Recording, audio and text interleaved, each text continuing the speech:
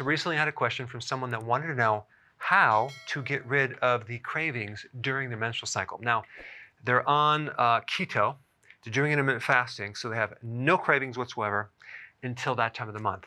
And they have terrible cravings. What could that be? Now, for those of you that are watching that are not on the keto plan or intermittent fasting, click the link below, watch that, because chances are that should handle the cravings for good. But if you still have cravings, despite being on keto and intermittent fasting, it usually has to do with low serotonin, okay? Serotonin is a neurotransmitter.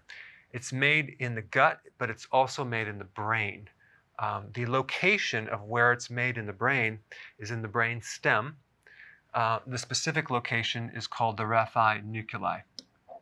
And this is involved in the sleep centers as well. Now, it just so happens that in this little location where serotonin is made, you also have a lot of estrogen receptors. What a coincidence.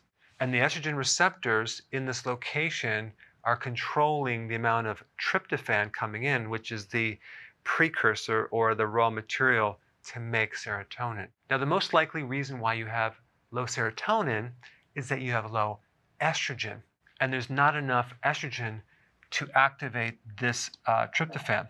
Now, some of the symptoms with low estrogen are mood swings, as in PMS, but PMS could also happen when you have high estrogen, also headaches, also depression, decreased libido.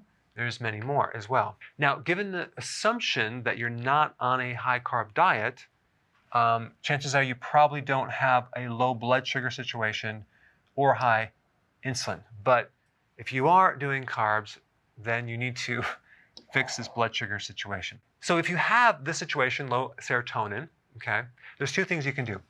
You can take L-tryptophan, you can get it from the health food store or online, and make sure that you take L-tryptophan, which is the precursor to serotonin, make sure you take it on an empty stomach, because this molecule is very large, and if you take other protein, you won't feel any change because this is not being absorbed.